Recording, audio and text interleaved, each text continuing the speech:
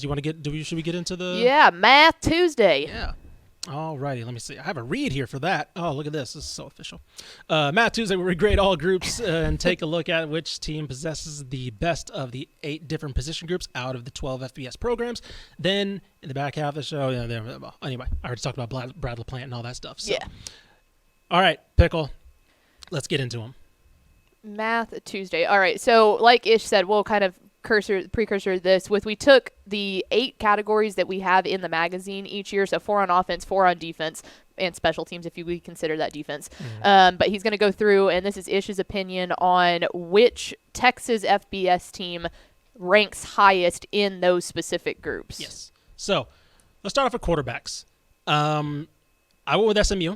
Okay. And to me, it was down to 2 teams. It was SMU or Houston. Because there is so much uncertainty. Because Clayton Tune will never graduate ever. Clayton Tune will never graduate, so he'll play. He'll he's on the Austinani route of playing till he's 37. But Tanner Mordecai, in terms of ceiling, I think Tanner Mordecai is the guy. Okay. And I think as far as returning quarterbacks go, and again, this is for the upcoming season heading in, right? Right. It could be November where Quinn Ewers lives up to all the hype. They have him and Hudson Card, so their quarterback room has depth, things like that. Malik Murphy, of course, is a true freshman. So it could be like November where, like, man, Texas has the best quarterback in the state. Right. But heading into 2022, I think it's Tanner Mordecai. I think the ups and downs with Clayton Tune have kind of put him as a second for me, in my opinion.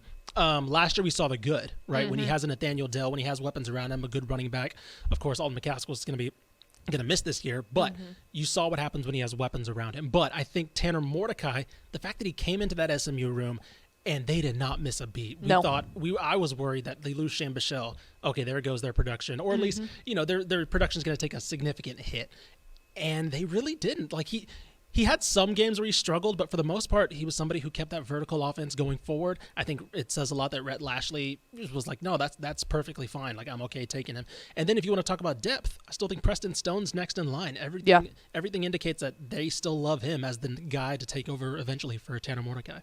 That makes perfect sense. And, too, I mean, this we're solely talking about quarterbacks, but if we want to branch off just a hair, if you look at the transfer wide receivers that Mordecai has, I mean, you want to talk about, like we talked about that with Clayton Tune. We've seen how he responds to having good talent around him. Mordecai responded well with a little bit less amount of talent than that, but now that looks to be building up considering they have a wide receiver room as deep as the Panama Canal. I mean, it goes so long. I believe they lose Reggie Robertson, but they bring in Bo Corrales from North Carolina, formerly of Georgetown. I'm forgetting the Rice transfer's name right now, but they bring in Rice's best receiver from last year. Oh, yeah. They, of course, bring back Rashee Rice, and so I think Dylan Goffney is going to have a pretty good year as well. I'm really excited to see what he can do. So, yeah, I agree. There's depth there.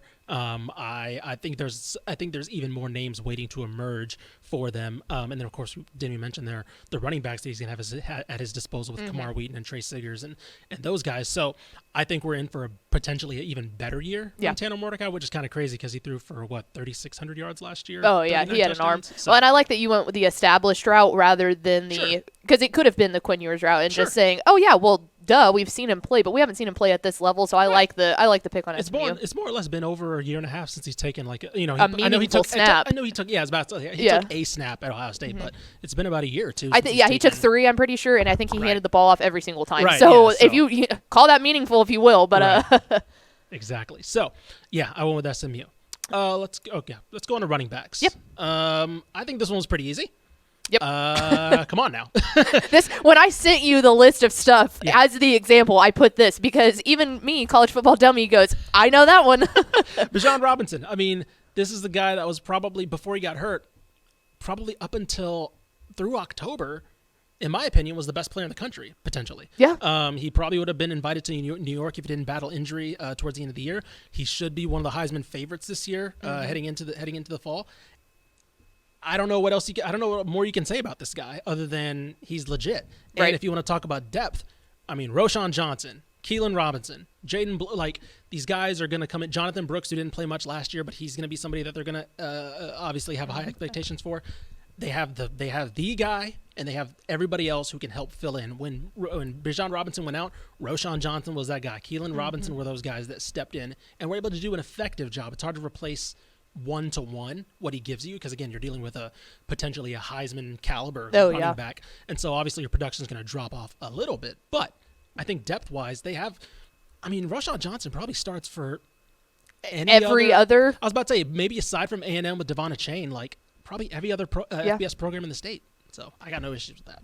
You're not wrong, and it was clear. And I mean, heck, say what you will about the reason why Tom Herman got fired, but I'm pretty sure that right at the moment when they started putting in Bijan Robinson, and it was, hi, why didn't you do this for the other 7 games? Right. That, to me, was always the defining moment of that game when he just popped off. What was that, the Kansas game maybe, or Kansas State? It was somewhere. It was an away game, and we were like, where's he been? Dude, you've had him the whole time and you ain't been using him. Like that in and of itself goes, okay, that's the best running back in the state of Texas, if not possibly in the nation. Yes. I remember it was for last year for me, it was the TCU game, of course, where him and Zach Evans just kind of going back and forth. And it became clear, it's like, this kid is different. Yes. Like legitimately different. Hashtag built different. Hashtag built different. So, yes, I think it's very clear that he is the best running back probably in the country, and that Texas has the best backfield in the state easily. What's next on the list? On to offensive line. Offensive line, yes. Okay, so this one, I thought it was going to be harder, but it actually wasn't. So I thought, off the top of my head, I was like, oh, A&M. Like, I was like, oh, okay, of course, that makes sense, because I remember them having a good offensive line last year. But lose Kenyon Green, right? I do love Bryce Foster. I think Bryce Foster mountain. I genuinely think he might be the best offensive lineman in the state right now, as a true sophomore. And you have guys like Ruben Fothery as well, but there's a lot more to replace, I think, there. I think they will. I think they've recruited that side of the ball really well. So I think by November, they'll probably be the best. But looking now, I think Baylor they have the most returners. I think they have the best offensive line coach in the state in Eric Mateos. And I think for right now, it's either Bryce Foster or Connor Galvin in terms of the best offensive lineman in the state right now. And so I think easily left tackle Connor Galvin is. And we saw what Eric Mateos was able to do 1 year after Baylor had a horrific offensive line. He comes in, works wonders with that team. That offensive line clicks. That makes the running game click. That makes the passing game work better. I think we'll see now that Blake Shapen's taking over at quarterback. I think we'll be able to really see that his production up because of this experienced offensive line. You return, I believe, 4 or 5 starters. You only need to replace that left guard slot. So I think this is going to be an offensive line that rolls. And so, the more I looked into it, I was like, no, this is easily Baylor. Right. No and it's funny because both of those teams are almost in the same category of very big question mark at quarterback. Sure. So you know that both of these coaches are going, okay, man, as long as we have this established, like that gives us more leniency on the figuring out, can Haynes King stay healthy? Can we replace Gary Bohannon? Look at that how you will. But, finding those things, having that anchor of the offensive line is definitely something either of those teams would be looking for. But that is funny because, I would have thought A&M, and I saw Baylor, and then I looked at it, and I did the same thing. I was like, he makes a good point here. I was really struck. Again, like, first time I looked at that, I think I had A&M down, and I was like, never mind. Well, I feel like with Baylor, we focused so much on their, like, the defensive front seven for the past couple of years. And it's like a lot of that talent has left, but the offensive line talent is veteran, at least. Yep, exactly. So, we will. That was the offensive line, and I think that'll do a lot for Baylor. Can I show you who is calling me real fast? Oh, jeez. Oh, God. Who? Greg Tepper. Yeah, you just have his mug right there. Well, he has the thing on iPhone where he sends the thing. Yeah. Look at the clock, dude. Go on vacation. Stay on vacation. He just said, call me after the show. God. Yeah, I wonder. Anyway. All right. Anyway. Anything at noon around here anyway. So anyway, what's up next? Is it receivers? Receivers and tight ends. So this one was another tough one. Yeah. I went with Texas. I like it.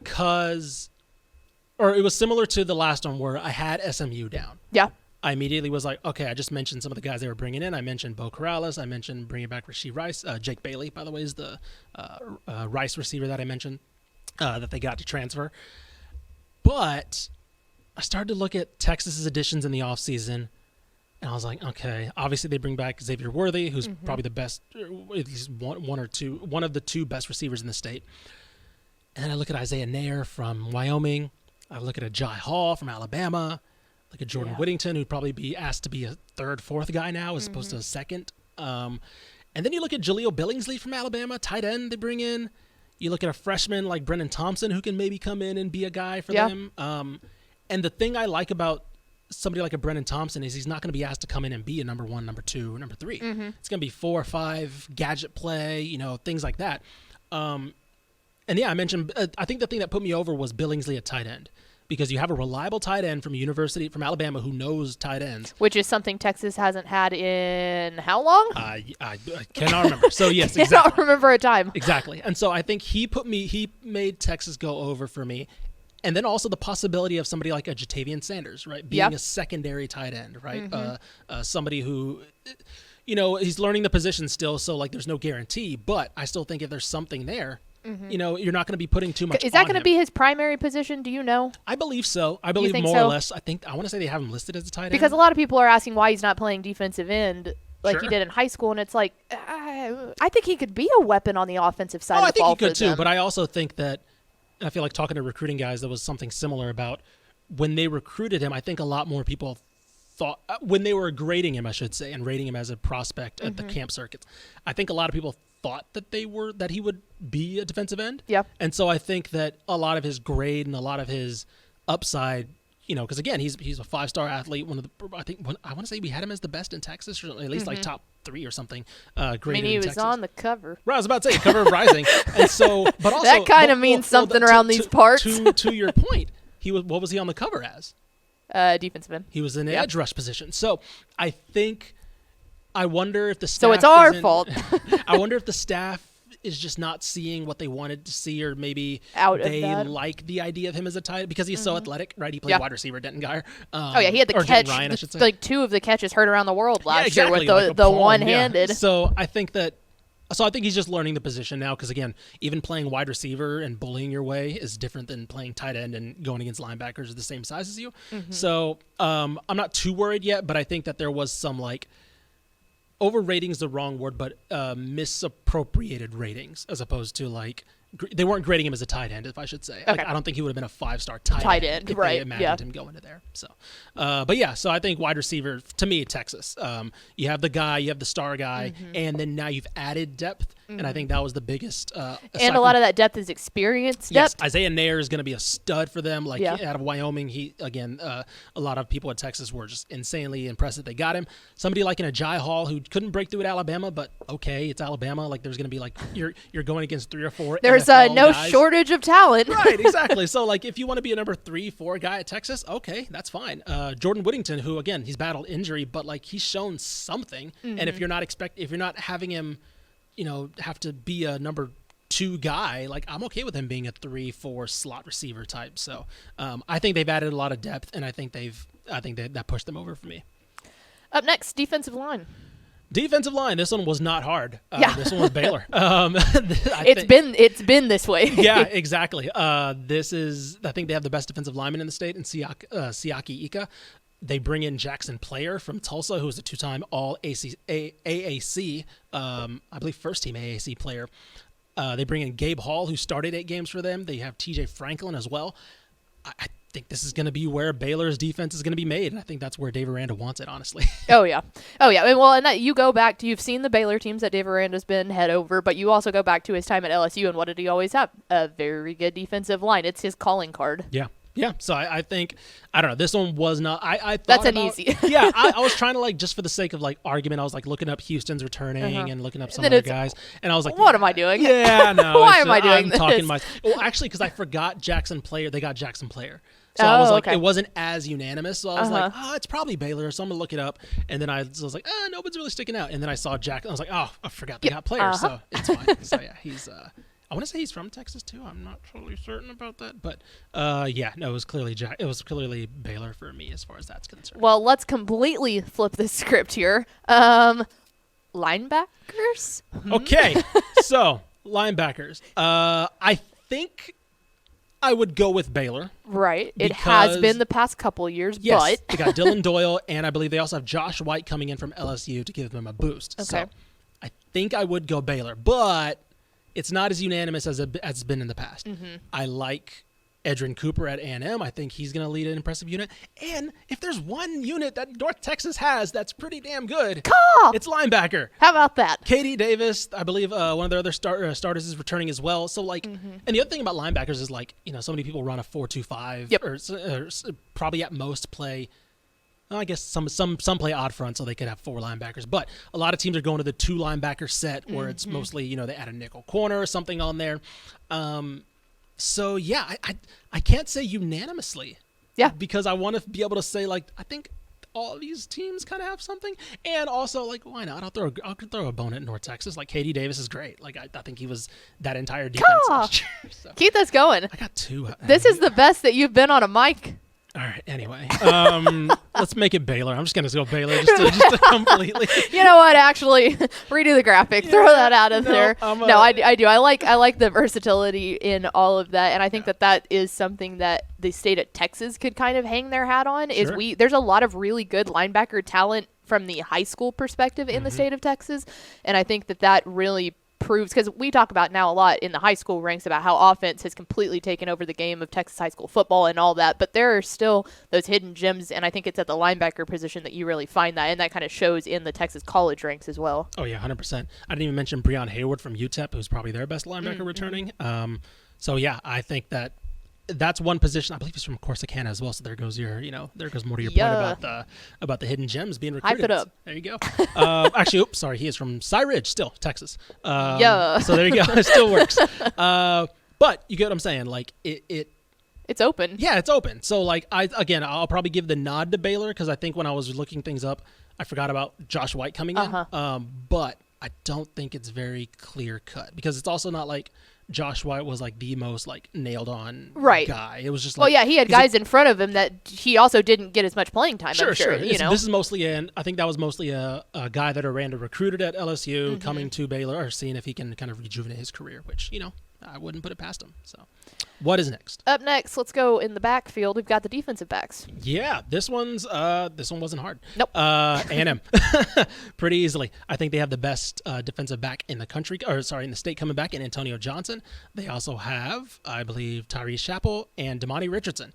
And so I believe when Craven did his, let me see if I can confirm this. Yeah, when Craven did his top 10 defensive backs in the state, they had 3 of them on the top 10. Yeah. And so I think that says enough. I think that especially when you're rebuilding the front 7 like they are, you lose a guy like Michael Clemens, you lose a guy like DeMarvin Leal, you're going to have to, your pass rush isn't going to be the exact same. You're going to have to ball hawk it a little bit. Exactly. And so until those guys come along, again, they've recruited well. That should be, by October, by November, they should be set as far as the front 7 is concerned.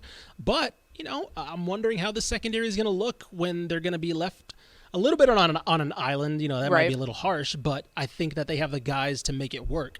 And I think it's going to be a situation where they're experienced, and I think they're going to be exposed is the wrong word, but definitely put to the test really early. So I think we'll be able to see if they don't come out and give up a lot of yards or whatever. I think it's going to be a testament to that secondary, because again, that pass rush is going to be a work in progress, very much so. And that's a position that A&M hasn't been in a while, sure, with completely rebuilding a defensive line. So it'll be interesting to see. But I feel like they did pretty well last year on the cutting down on the big pass plays. Yeah, no, I think so too. I think that that whole defense really, I think that's what a lot of A&M fans may be frustrated with, is that defense was, good. We kind of called our shot in the magazine, right? Oh, y'all remember that cover thing we did? It turned out really great, and they ended up being legitimately that good. Yeah, it was just the struggle on the offensive side that. That's just how it is. It do be like that sometimes. That's my personal therapy. It is what it is. That's what I always say to myself. So A&M feels that. We got it. Sometimes it don't be like it is. Sometimes it do. And there you go for our therapy hour. One more, though. We've got special teams. Special teams, another one that I thought I would have to think more about, but I didn't really. A&M loses Seth Small, who, of course, was an incredible kicker for them. But they bring back all-SEC punter Nick Constantino. They bring back Caden Davis, who I believe he takes over at kicker. He was their kickoff specialist last year, so I'm assuming they're just going to slot him back in. And then they have Devon Achane and Anais Smith as the returners, and I think that speaks for itself. Listen, if you have those guys as your returners, I think you are perfectly Dude, set. Achane is so fun to watch return the ball. Like, he is so fun to watch. It's one of those, like, hold your it's breath like a gazelle, moments. you know? Really Like, he doesn't run, he glides. Yes, it is very much like a hold your breath moment anytime he touches the ball. And so I think if you, again, losing Seth Small hurts, but I think A&M special teams have been pretty damn nails the past couple of years. Doesn't matter who's they've lost to. I think Braden Mann at punter they lost a couple years ago, and they've been fine at punter. So I'm perfectly okay admitting that maybe if it is Caden Davis, I might have missed a transfer coming in or whatever. But if it is Caden Davis, I'm okay with saying, he'll probably be fine. So yeah, there you go, Aggie fans. You've got a great defense, a great special teams. You figure out that hole at quarterback, and they could be operating. Yeah, I was about to say I didn't even mention them when the running backs because Devon Achane. I really like Devon Achane. I think he's going to be pretty damn good for them. So yeah, I think it all goes down to that quarterback position. So I think just like last year. Math Tuesday. There you go. Oh, that was fun. I'm cutting that. That's a new Twitter video response. Oh, Jesus. All right. Well, that was fun. All right. Anybody listening that wonders why I don't go on this show, this is exactly why, because of that person over there twisting the knobs. Hi, it's me. Yeah. Thanks so much for watching that video. If you would like more and to be notified when they come out, go ahead and click that subscribe button right down there. You can also watch Texas Football Today every day live at noon on TexasFootball.com, Facebook, Twitch, and right here on YouTube. For more of the best coverage of Texas football in the Lone Star State, go to TexasFootball.com/subscribe.